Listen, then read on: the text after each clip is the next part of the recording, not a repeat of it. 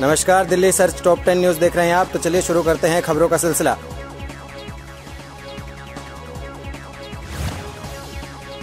राजधानी में corona virus हर दिन विकराल रूप धारण करता जा रहा है और पिछले 24 घंटे में इसके 1295 नए मामले सामने आने से संक्रमितों का आंकड़ा 19,000 पार कर गया और इस दौरान 13 मरीजों की मौत से कुल मरने वालों की संख्या 473 हो गई है।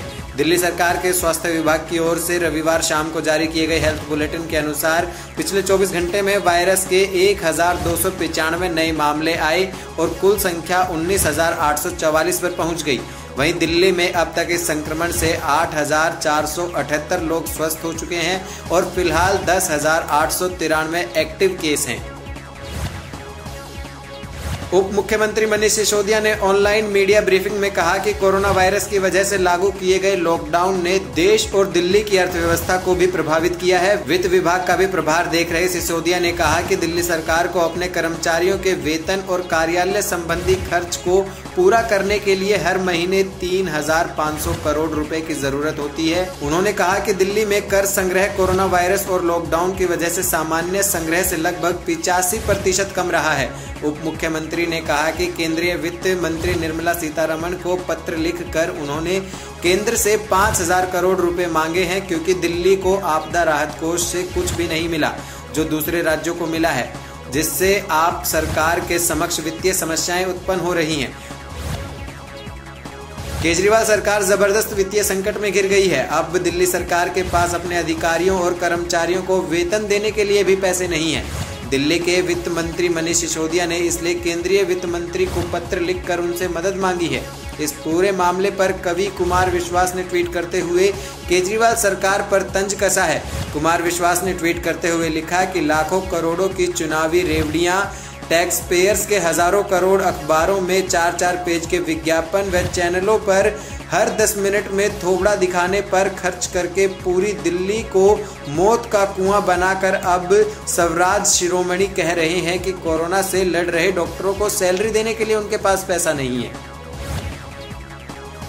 दिल्ली में शनिवार शाम से लेकर अब तक पुलिस के 2 सहायक उप निरीक्षकों ASI की कोविड-19 के कारण मौत हो गई है। दिल्ली में अब तक 3 पुलिस अधिकारी संक्रमण के कारण जान गंवा चुके हैं। अधिकारियों ने रविवार को बताया कि 52 वर्षीय एक SI की रविवार सुबह 11:30 बजे यहां सेना के अस्पताल में इलाज के दौरान मौत हो गई। वहीं इस स्तर के एक अन्य अधिकारी की शनिवार शाम को इसी अस्पताल में मौत हो गई थी। अधिकारियों के मुताबिक जिन SI को रविवार सुबह मृत्यु हुई वे बाहरी जिले के सुल्तानपुरी थाने में तैनात थे और मई से इलाके में गश्त की ड्यूटी पर थे। अधिकारियों ने कहा कि इससे पहले 11 और 22 मई को 2 बार जांच में उनकी रिपोर्ट नेगेटिव आई थी। संत निरंकारी मिशन की ओर से ब्रांच करावल नगर दिल्ली में रक्तदान शिविर लगाया गया, जिसमें निरंकारी स्वयंसेवकों द्वारा रक्तदान किया गया। वहां उपस्थित लोगों ने बताया सतगुरु माता सुदीक्षा जी की प्रेरणा से इस शिविर को लगाया गया। सर्वप्रथम प्रार्थना की गई, सोशल डिस्टेंसिंग का पूरा ख्याल रखा गया। पश्चिमी जिला सिख प्रकोष्ठ ने राजीव बब्बर उपाध्यक्ष दिल्ली प्रदेश भाजपा एवं सरदार RP सिंह राष्ट्रीय मंत्री भारतीय जनता पार्टी को सरदार कुलदीप सिंह संयोजक सिख प्रकोष्ठ दिल्ली प्रदेश भाजपा की अगुवाई में 2200 के लगभग पगड़ियां मास्क बनाने के लिए सौंपी। पश्चिमी जिला सिख प्रकोष्ठ के अध्यक्ष सरदार रविंदर सिंह सोनू और पश्चिम जिला सिख प्रकोष्ठ की टीम के पश्चिम दिल्ली के रहने वाले सिख समुदाय के लोगों से घर घर जाकर पगड़ियां इकट्ठा की। यह पगड़ियां कोरोना वायरस जैसी भयानक बीमारी से बचने के लिए स्कूलों के छोटे बच्चों के मास्क बनाने के काम आएंगी। पगड़ियों से मास्क बनाने की मुहिम सिख प्रकोष्ठ दिल्ली प्रदेश भाजपा के राष्ट्रीय मंत्री RP सिंह की प्रेरणा से शुरू की गई थी, जो अब एक देशव्यापी मुहिम बन गई है।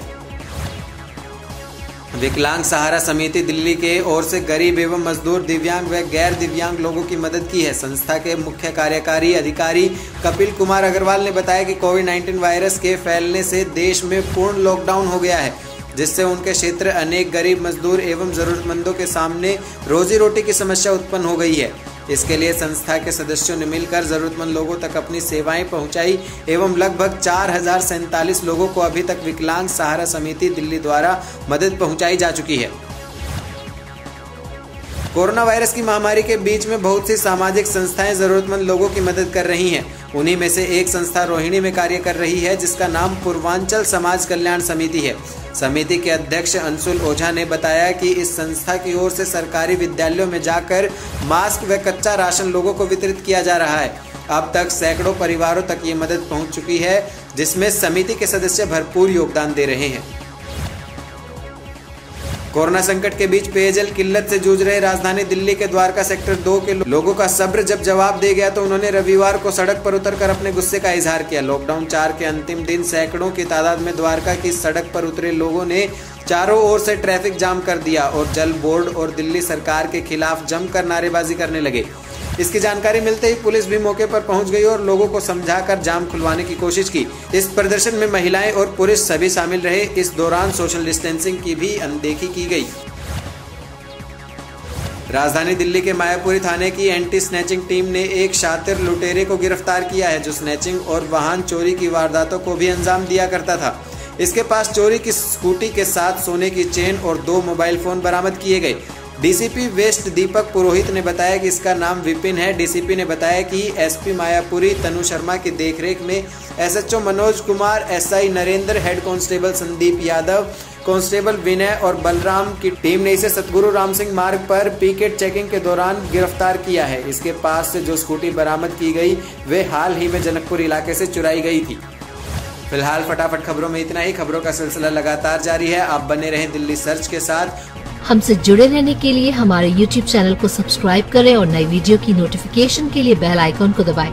अगर आप ये वीडियो Facebook पर देख रहे हैं तो लाइक जरूर करें और ज्यादा से ज्यादा शेयर करें। धन्यवाद।